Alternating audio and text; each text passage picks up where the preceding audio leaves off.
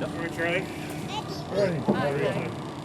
My job in working with Spirit Bear Adventures is just running the vessel, getting the people from here to wherever we're going to go, I guess. Yeah, we have people coming in from different parts of the country that don't even believe about the white bear or spirit bear. And just recently, one of them came in and said this, we were taking pictures of the bear up in one of your rivers there. He said, it looks like a polar bear. So.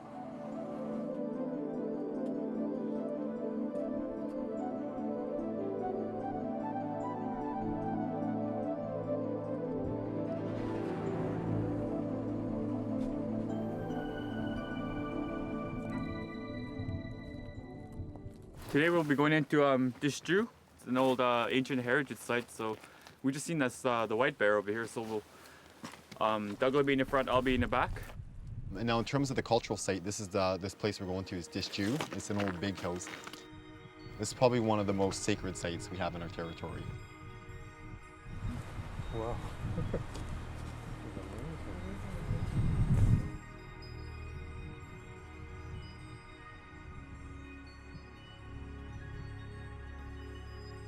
Probably one of the oldest. It's estimated to be about 300 years old.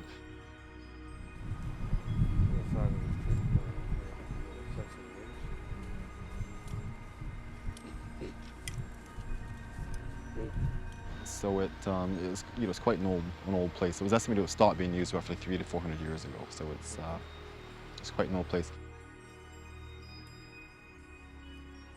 The Great House, that to me was very special. To see this building, or the remains of this building, and to think back of the people who used that building and the cultures and the ceremonies that took place there, the potlatches, and it just felt great. I felt really good being there. Some of the sites we have are very ancient or very old sites. And it's nice to be able to share a bit more about the First Nations culture, a bit more about our culture. It was pretty special for me. Mm-hmm. Probably at least as special as seeing the white bear, quite frankly. Coming up, a rare sighting that even took our guides by surprise. This is my 7th year as a guide, and that's only my 3rd time I saw a spirit bear cub, so it's quite rare.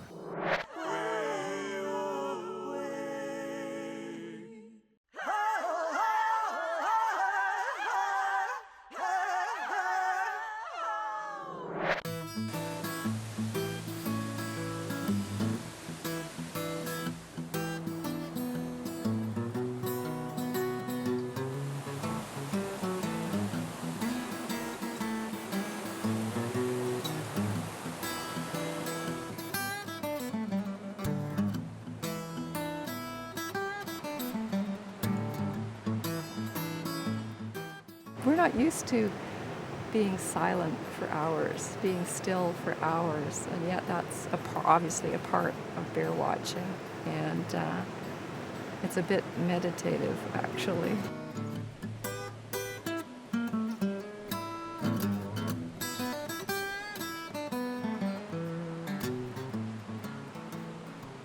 I drew all through my youth and into my 20s. Fine arts has just been a big part of my life.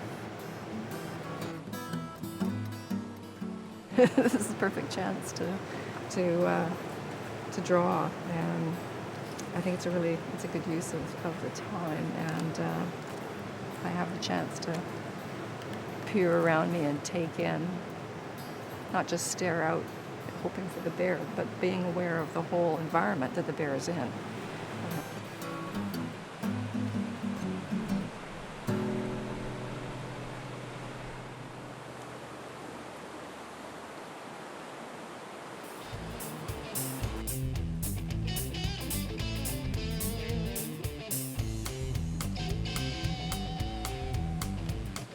We saw the big black bears fishing, and the thing that really impressed me was the way they're so picky about what they eat.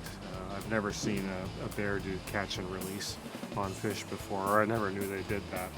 But you'd see the big black bear pick up this big fish, look at it, and decide he didn't like it, and basically toss it back.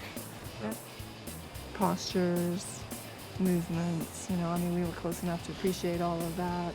You know, sitting on their rump and eating more upright, and then sometimes down on, you know, the equivalent of the human elbow. Posterior up in the air and down, and, you know, interesting positions, interesting movements.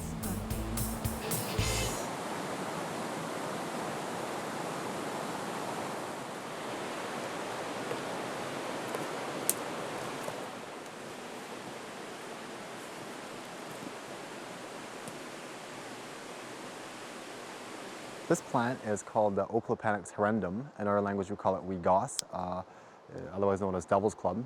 This is probably one of the most important medicinal plants we have in our community, but it was also believed to change luck. So if you're a hunter or a fisherman, you would go out and you would harvest some and you would keep some with you all the time. But what we do is you scrape off all the thorns. We'll try some if you guys want, and hopefully it might change your luck. And just suck on it, you don't chew it. It's a very strong plant. Some people say it tastes like carrot, some people say it tastes like potato. This is part of the ginseng family. So you might, some people say it tastes like ginseng. Like a very bitter carrot. So this one, you can tell it's a day den, so it's been dug out here. And so when it's too hot, they'll dig this little hole, they'll come and lay down just to keep cool. When it's raining, they'll come also and hide here as well. So they try and find trees where there's a lot of good cover above them so they stay fairly dry. So if you actually grab a bunch of the stuff, you should be able to find a lot of bear fur. You can see a ton of it here. It's a white bear, yeah. And then we went back to the site to look for the bears in the river again, and lo and behold, you know, within a very short time, the mother and the black mother and the white cub showed up.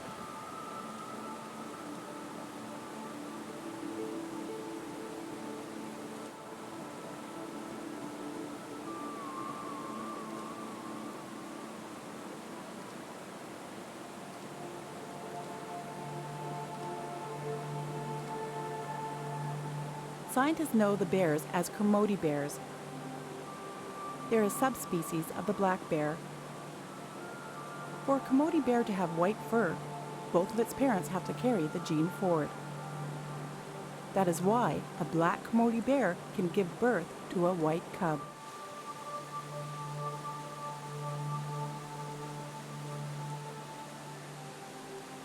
Very rarely see spirit bear cubs. This is my 7th year as a guide, and that's only my 3rd time I saw a spirit bear cub, so it's quite rare, very rare to see a spirit bear cub.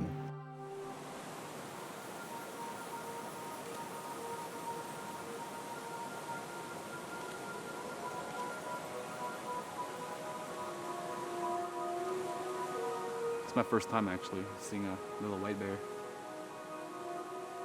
a little cub.